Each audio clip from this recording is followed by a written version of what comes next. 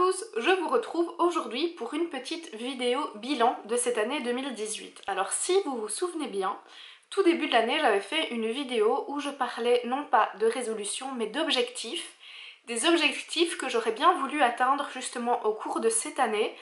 Et comme l'année se termine maintenant, je trouve que c'est le bon moment pour pouvoir faire le bilan et voir ce que j'ai réussi à faire, ce que je n'ai pas réussi à faire, quels sont les objectifs qui ont été atteints. Alors pour ça, je vais aller rechercher l'article que j'avais écrit sur le blog l'année dernière, enfin début de cette année.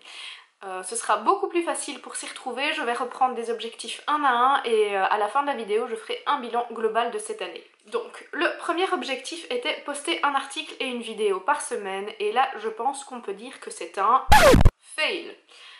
Alors j'ai été quand même beaucoup plus régulière, j'ai quand même posté beaucoup plus de vidéos, beaucoup plus d'articles de blog que les années précédentes, mais je n'ai pas encore réussi à me tenir au rythme d'un article par semaine.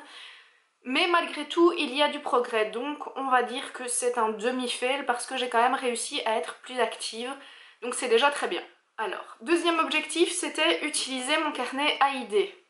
Là, je pense que c'est un gros fail parce que je ne note pratiquement plus dans mon carnet, mais, parce qu'il y a un mais, à la place de mon carnet, en fait, j'ai remplacé par une application qui s'appelle Wunderlist, qui est donc sur mon téléphone, et qui me permet de noter mes idées constamment quand j'en ai, ce qui est quand même beaucoup plus pratique qu'avoir un carnet avec soi, parce que son téléphone, on l'a tout le temps avec soi. Mon carnet, moi, il est sur ma table de nuit, donc si j'ai des idées qui me viennent en journée, je pensais pas spécialement à les noter. Maintenant, avec cette application, dès que j'ai une idée, je la note, c'est génial, donc voilà. Ça compense un petit peu, on va dire. Troisième objectif, remplir quotidiennement mon bullet journal.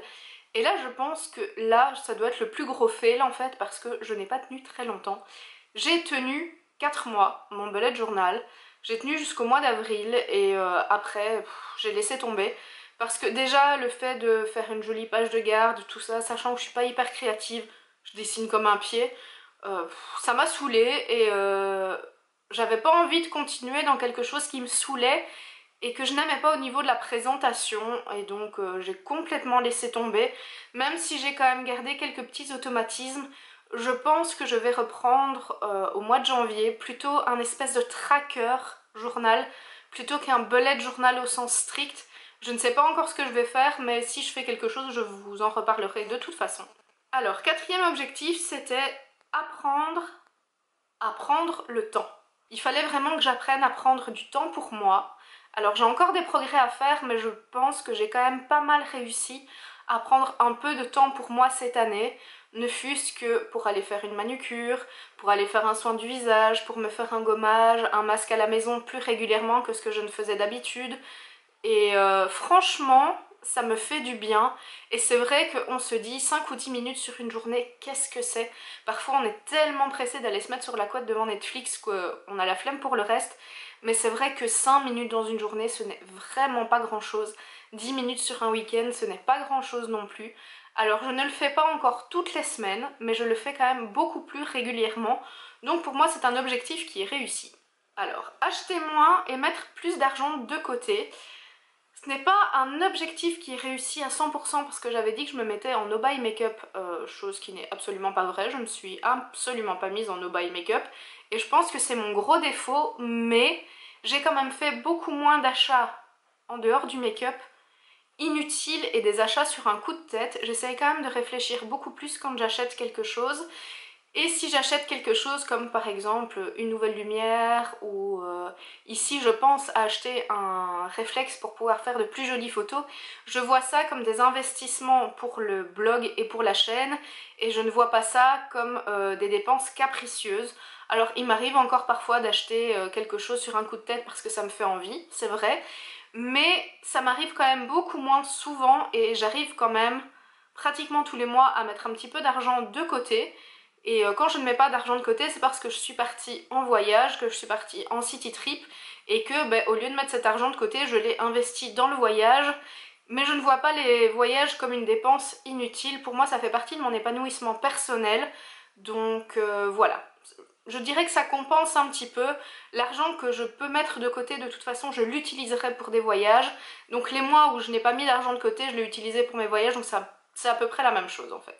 Alors, le 6e objectif, c'était m'entourer de positivité. Et là, je pense que j'ai fait un énorme effort parce que j'essaye maintenant de voir beaucoup plus les choses du bon angle, les choses de manière positive et de tirer le positif de tout, même quand il y a du négatif. Et ça me fait beaucoup, beaucoup, beaucoup de bien.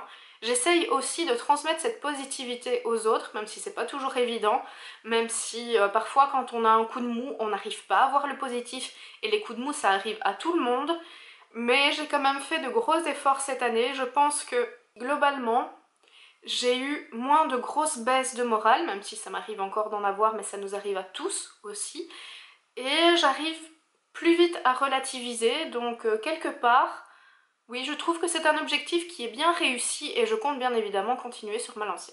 Me mettre moins la pression, alors je pense que là, vous avez pu le constater, je ne me suis pratiquement pas mis la pression au cours de cette année. Si je ne pouvais pas publier, je ne publiais pas, point à la ligne. Je ne me prenais pas à la tête, je ne commençais pas à culpabiliser en me disant zut, j'ai pas publié, j'ai pas sorti d'article cette semaine, bah tant pis. J'ai pas sorti d'article ni de vidéo cette semaine, tant pis, ce sera pour la semaine prochaine. Et si c'est pas pour la semaine prochaine, ce sera pour le mois prochain. Je ne cours de toute façon pas après les abonnés. Donc voilà, je sais que forcément on a plus de liens quand on est plus régulier. Mais si j'arrive pas à être régulière, franchement, bah ça me passe au-dessus. C'est vraiment plus quelque chose qui va me stresser, j'ai vraiment complètement arrêté de me mettre la pression. Je publie quand j'ai envie, quand j'ai des articles de prêt, quand j'ai des vidéos de prêt. Si ça marche, tant mieux, si ça marche moins bien, bah tant pis. Et je sais qu'au fil du temps, j'arriverai à m'organiser pour être beaucoup plus régulière, je le sais.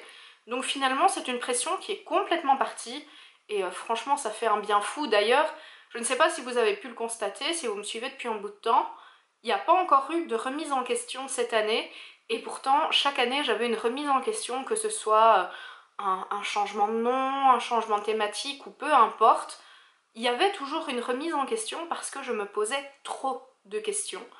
Maintenant, je ne m'en pose plus. Je poste ce que j'ai envie de poster. Si ça plaît, tant mieux. Si ça plaît pas, ben moi, ça m'a fait plaisir de le faire. Donc, bah, tant mieux aussi. Et voilà. Et je trouve que c'est bénéfique pour tout le monde, en fait. Donc, cet objectif est réussi. Ensuite, aller plus souvent au cinéma et au musée. Alors, je ne suis pas allée une fois par mois au cinéma ni au musée, mais je suis quand même allée plus souvent en 2018 qu'en 2017, ce qui est quand même déjà bien. Il y a encore des progrès à faire, mais j'y suis allée plus souvent, je me suis un peu plus ouverte, j'ai eu un petit peu moins la flemme, donc objectif réussi aussi. Et ensuite, le dernier objectif que j'avais noté dans ma liste, c'était apprendre à m'aimer. Et ça, je pense que c'est le plus difficile des objectifs. C'est un objectif qui va certainement me poursuivre tout au cours de ma vie. Mais là, maintenant, aujourd'hui, nous sommes le 23 décembre et je peux vous dire que je m'aime beaucoup plus qu'en début d'année. J'ai appris à voir les choses sous un autre angle. J'ai appris à relativiser. J'ai appris à m'accepter, tout simplement, avec mes défauts, avec mes rondeurs qui me pose problème, clairement, mais ça, ce sera le sujet d'une prochaine vidéo, je vous ferai une vidéo là-dessus. Mais voilà, j'ai en fait appris à m'aimer comme je suis, à me regarder dans le miroir et me dire « Oui, aujourd'hui, tu es jolie, oui, aujourd'hui, ça va », et arrêter de me trouver tous les défauts du monde, en fait. Et cette vision de moi que j'ai de moi, je sais pas si c'est très français ce que je viens de dire, mais vous avez compris, m'a aidé donc à mieux m'accepter et forcément à me sentir mieux. Alors je ne vais pas dire que c'est un objectif que j'ai rempli à 100% parce qu'il y a encore du travail, mais c'est quand même un objectif que j'ai réussi à remplir, que je vais continuer de mettre en pratique parce que je pense que c'est super important. Et au bout d'un moment, ça finira par venir tout seul, je ne devrais même plus y penser, et ce sera quelque chose qui fait complètement partie de moi. Mais voilà, c'est vraiment, je pense, un des plus gros progrès que j'ai réussi à faire cette année, donc je suis vraiment contente. Alors, globalement, 2018 a été une belle année. Je ne vais pas dire une très belle année, mais 2018 a été une belle année parce que, eh bien, j'ai pu m'épanouir un petit peu plus sur le blog et la chaîne. J'ai pu m'épanouir un peu plus moi, en tant que personne, en tant que femme, m'assumer un peu plus, oser un peu plus de choses. J'ai pu voyager aussi, je suis partie à Dublin, je suis partie 2 fois à Marrakech. Je suis partie à Rome, donc c'est quand même déjà pas mal. J'ai fêté mon anniversaire à Rome et ça j'ai trouvé ça mais tellement, tellement génial. J'ai vraiment eu un coup de foudre pour cette ville. Donc voilà, globalement de ce côté-là, 2018 a été une très belle année. Elle a été une année un peu moins belle au niveau de soucis de santé, ce dont je ne vous parle pratiquement pas parce que voilà, je pense que ça n'intéresse pas tout le monde, mais j'ai eu des mauvaises nouvelles au niveau de la santé.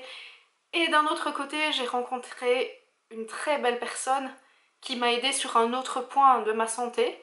Donc voilà, il y a eu des plus, il y a eu des moins. Alors je vous rassure, j'ai pas un problème extra grave non plus, hein, voilà, faut pas s'inquiéter, rien du tout. C'est juste que j'ai eu certaines mauvaises nouvelles, j'ai rencontré certaines mauvaises personnes aussi. Et ça, je pense que je vous en ferai une vidéo parce que quand vous n'êtes pas bien, quand vous savez que vous avez un problème de santé et que vous rencontrez une mauvaise personne, un mauvais médecin, ça peut vous faire tomber très très bas. Et après, vous pouvez rencontrer, comme moi j'ai eu la chance de rencontrer, une très belle personne, une personne compréhensive qui met le doigt sur un problème et qui vous aide. Et c'est cette personne qui m'a aidée aussi à aller mieux, à m'assumer un peu plus. Donc voilà, ça je pense que c'est important, mais je vous en parlerai dans d'autres vidéos. Je pense que ce sera un des objectifs pour 2019, c'est de diversifier un petit peu plus les sujets sur la chaîne et de parler de choses peut-être qui me touchent moi, mais qui peuvent concerner d'autres personnes. Et si on n'en parle pas, on pense qu'on est seul dans le cas, alors que je suis persuadée qu'on n'est pas seul dans le cas. Mais voilà, c'était une petite parenthèse, mais globalement, 2018 a été une belle année, avec quelques moins, avec beaucoup de plus, donc je n'en tire que du positif. J'espère que 2019 sera une année encore plus belle. Je ferai en tout cas tout pour que cette année soit très belle. Je m'en donnerai les moyens. Et voilà, je vous ferai de toute façon une petite vidéo objectif 2019 et l'année prochaine, donc à la fin de l'année, je referai une vidéo objectif pour voir où j'en suis, pour voir notre évolution, mon évolution, et, et voilà. Donc je pense que cette petite vidéo, longue vidéo je pense, blabla, est à présent terminée. N'hésitez pas à me dire si vous avez rempli vos objectifs pour 2018, quels étaient vos objectifs, et si vous en prévoyez pour 2019, remarquez que je n'utilise plus le mot résolution mais le mot objectif. Ça change complètement la vision des choses. Je vous souhaite de très belles fêtes de fin d'année et je vous retrouve très bientôt pour une prochaine vidéo. Ciao!